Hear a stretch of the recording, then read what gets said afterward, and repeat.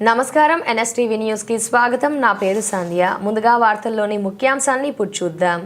జగిత్యాల జిల్లా Metpally Lions club 2026-27 సంవత్సరానికి సంబంధించిన 18వ ఇన్స్టాలేషన్ వేడుక శనివారం రాత్రి ఘనంగా నిర్వహించారు.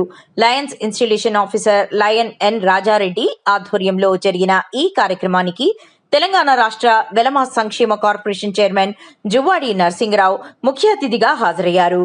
కార్యక్రమం ప్రారంభంలో జువ్వాడి నర్సింగరావు, లయన్ ఎన్ రాజారెడ్డి సంయుక్తంగా జ్యోతి ప్రజ్వలన చేసి వేడుకలను ప్రారంభించారు.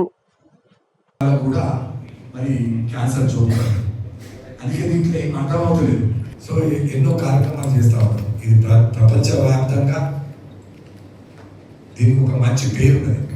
లయన్స్ క్లబ్ అంటే ముఖ్యంగా కోవిడ్ వచ్చిన సందర్భం ఎంతోమంది మీరు ముందుకు వచ్చిన లయన్స్ క్లబ్ ఆధ్వర్యంలో ఎంతోమందిని ప్రాణాలను కూడా మీరు కాపాడినట్టుగా మనం అందరం చూసినాం.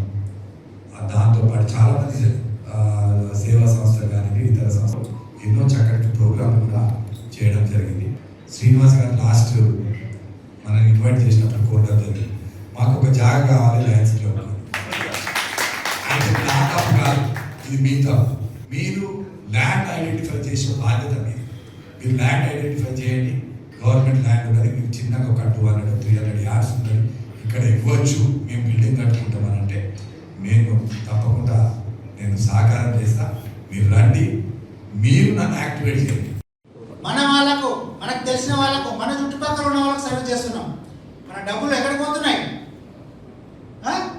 మన డబ్బులు మన చుట్టుపక్కల వాళ్ళకే సర్వ్ చేస్తున్నాం. మనం ఇలా 10 రూపాయలు ఖర్చు పెట్టిన 10 రూపాయలు డొనేషన్ ఇచ్చిన వాటి ఇప్పుడు ఈరోజు శ్రీనివాసరావు గారు ఒక అన్నదాన కార్యక్రమం పెట్టిండు అంటే అన్నదాన కార్యక్రమానికి సపోర్ట్ చేసిన వాళ్ళు ఎవరికి సర్వ్ చేస్తారు?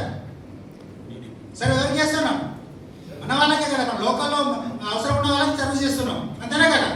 కాబట్టి అలాంటి చక్కటి అవకాశం అంటే మెంబర్షిప్ గ్లోబల్లీ, సర్వీస్ లోకల్లీ చేసేటువంటి అవకాశం ఉన్నటువంటి క్లబ్ ఏదైనా సర్వ్ ఉంటారు. ఎందుకు అంటే ఒక తల్లికి ఇప్పుడు మన ఇంతకుముందు మనం వెళ్తా ఉంటే క్యాంప్స్కి వెళ్తా ఉంటే ఆల్రెడీ సర్జరీ జరిగిన వాళ్ళు ఉంటారు కదా, వాళ్ళకి ఏ రకంగా ఉంటుందో ఒకసారి చెప్పండి. సర్జరీ జరిగిన మాట్లాడుతూ ఉంటారు. ఇప్పుడు కంటి చూపు లేని ముసలి వాళ్ళను ఊళ్ళలో ఏమంటారు? మామూలుగా ముసలి గారికి ఎక్కడ పల్లె సపరేట్ కూర్చోవాలంటారా? అదే కంటి చూపు వచ్చిన తర్వాత